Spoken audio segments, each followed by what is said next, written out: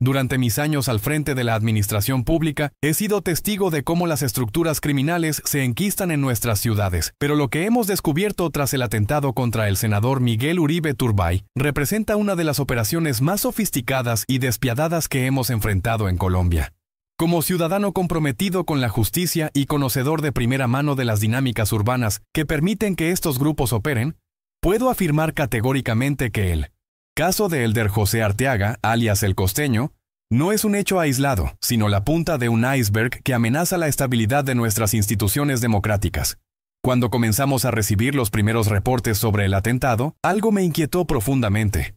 No era simplemente la brutalidad del acto, sino la precisión con la que fue ejecutado. Durante mis años en el sector público, he aprendido a identificar las señales que indican cuando una organización criminal ha alcanzado un nivel de sofisticación que trasciende el delito común. El caso de Arteaga y su red criminal presenta exactamente estas características: una estructura jerarquizada, operaciones coordinadas en múltiples localidades de Bogotá, y lo más preocupante, la capacidad de manipular menores de edad para ejecutar sus crímenes más atroces. La investigación de la Fiscalía General de la Nación ha revelado aspectos que como servidor público me generan una profunda preocupación. Desde 2022, esta organización criminal ha operado con total impunidad en barrios como La Estanzuela, Bosa, Las Cruces, Las Américas y Teusaquillo. ¿Cómo es posible que una estructura dedicada al sicariato y al tráfico de armas y explosivos haya logrado establecerse en el corazón de nuestra capital sin ser detectada por las autoridades competentes? Esta pregunta me ha llevado a reflexionar sobre las fallas sistemáticas en nuestros mecanismos de seguridad y control territorial. La figura de Elder José Arteaga emerge como el cerebro de una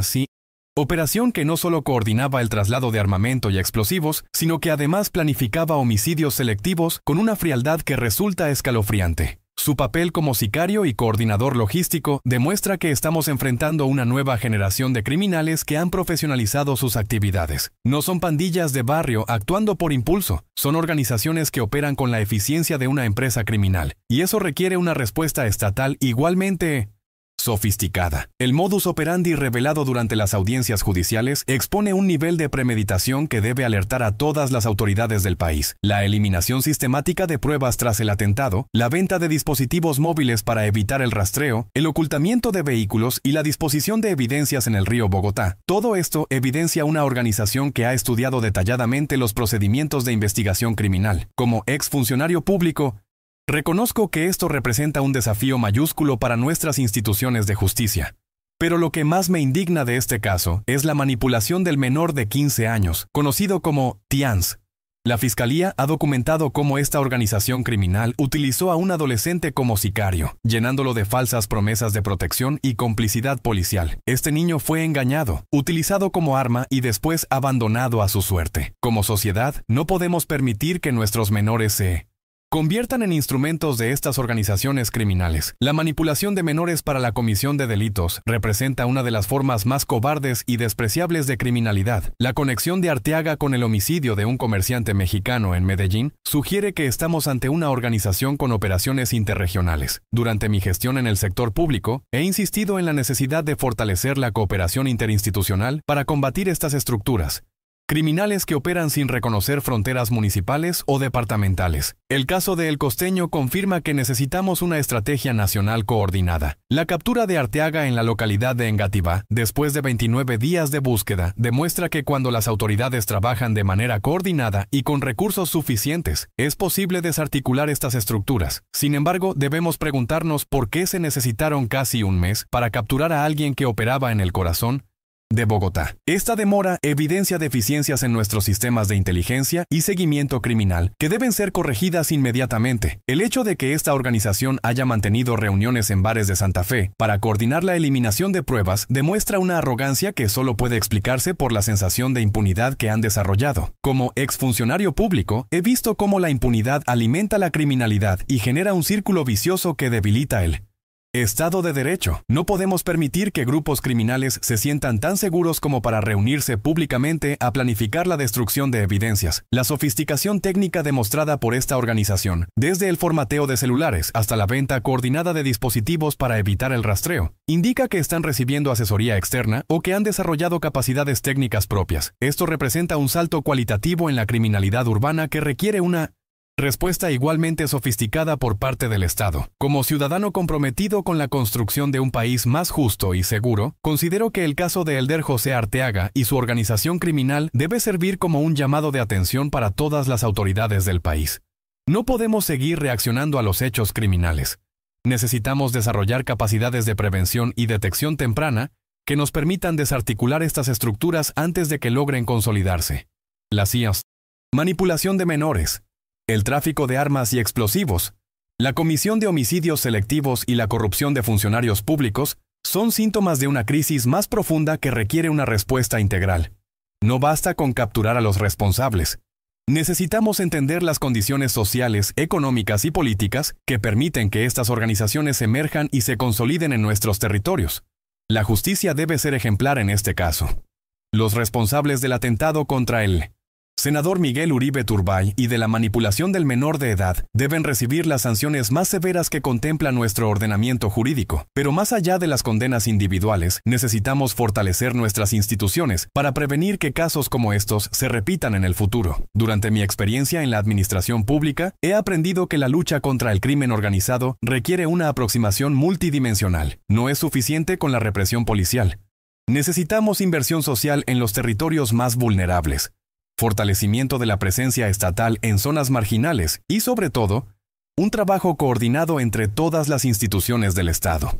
El caso de Arteaga demuestra que cuando las organizaciones criminales logran establecerse en múltiples localidades, como ocurrió en Boza, Las Cruces, Las Américas y Teusaquillo, es porque hemos fallado en la detección temprana y en la coordinación interinstitucional. La sofisticación técnica demostrada por esta red criminal también nos obliga a repensar nuestras estrategias de investigación. El uso de tecnologías para evitar el rastreo, la eliminación sistemática de pruebas digitales y la coordinación a través de múltiples dispositivos móviles indica que estamos enfrentando una nueva generación de criminales que han adaptado sus métodos a la era digital. Como ex funcionario público, reconozco que nuestras instituciones deben modernizarse para estar a la altura de estos desafíos. El perfil psicológico de Elder José Arteaga revela aspectos preocupantes sobre la evolución del crimen organizado en Colombia.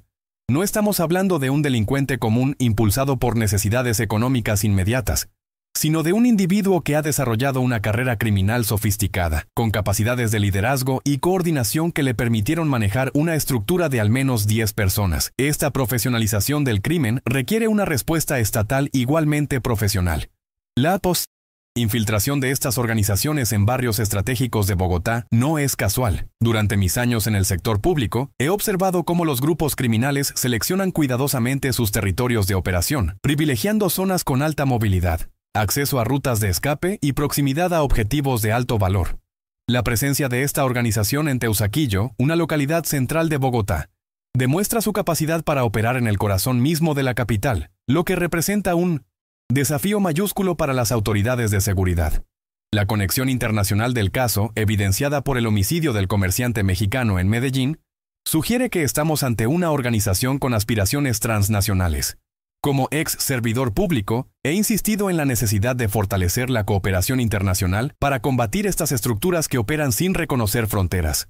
El caso de El Costeño confirma que necesitamos mecanismos de intercambio de información más eficientes con países vecinos y con organizaciones internacionales especializadas en crimen organizado. La manipulación del menor TIANS representa una de las dimensiones más perversas de esta organización criminal. La Fiscalía ha documentado cómo utilizaron promesas falsas de protección policial para convencer a un adolescente de 15 años de ejecutar un atentado que podría haberle costado la vida. Esta instrumentalización de menores no solo constituye un delito grave, sino que evidencia una degradación moral que debe ser sancionada con todo el peso de la ley.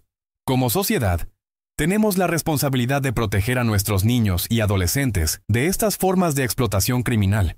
El análisis de los audios presentados durante las audiencias judiciales revela el nivel de cinismo y crueldad de esta organización. Arteaga no solo mintió al menor sobre la supuesta protección policial, sino que posteriormente admitió que todo había sido un engaño. Esta confesión demuestra la frialdad con la que operan estos criminales, dispuestos a sacrificar vidas humanas para lograr sus objetivos. Como ex funcionario público, considero que esta evidencia debe ser utilizada para desarrollar estrategias de prevención que impidan que otros menores caigan en estas redes de explotación. La logística empleada para la eliminación de pruebas tras el atentado revela un conocimiento detallado de los procedimientos de investigación criminal. La decisión de arrojar las pertenencias del menor al río Bogotá, el formateo de celulares, la venta coordinada de dispositivos y la reunión en un bar de Santa Fe para coordinar estas acciones. Todo esto evidencia una organización que ha estudiado cuidadosamente las fortalezas y debilidades del sistema de justicia. Como ex servidor público, reconozco que esto representa un desafío que requiere una revisión profunda de nuestros protocolos de investigación. La captura de Arteaga después de 29 días de búsqueda, aunque exitosa, plantea interrogantes sobre las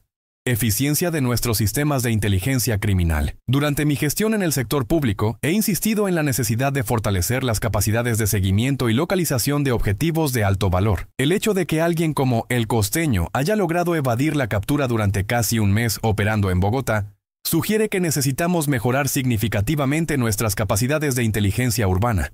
La estructura criminal identificada por la Fiscalía, compuesta por al menos 10 personas con roles específicos, demuestra un nivel de organización que trasciende el delito común.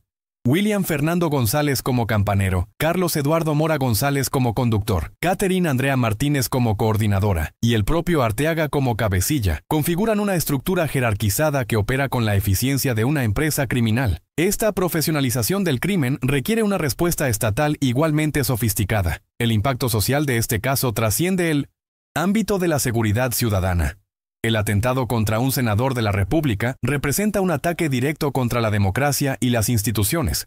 Como ex funcionario público, entiendo que la violencia política no solo afecta a las víctimas directas, sino que erosiona la confianza ciudadana en las instituciones democráticas. No podemos permitir que grupos criminales utilicen la violencia para influir en el debate político o para intimidar a los representantes del pueblo. La respuesta del Estado debe ser integral y coordinada. No basta con la acción policial y judicial. Necesitamos una estrategia que incluya inversión social en los territorios más vulnerables, fortalecimiento de los programas de prevención del reclutamiento de menores, modernización de las capacidades de inteligencia criminal y mejoramiento de la coordinación interinstitucional. Como ex servidor público, he visto cómo la fragmentación de la respuesta estatal facilita la operación de estas organizaciones criminales. La dimensión tecnológica del caso también merece atención especial. La capacidad de esta organización para utilizar tecnologías de comunicación de manera sofisticada, evitando el rastreo y eliminando pruebas digitales, evidencia la necesidad de fortalecer nuestras capacidades de ciberinteligencia. Como ex funcionario público, reconozco que las instituciones del Estado deben adaptarse a los nuevos desafíos que plantea la criminalidad digital, la corrupción como facilitadora de estas.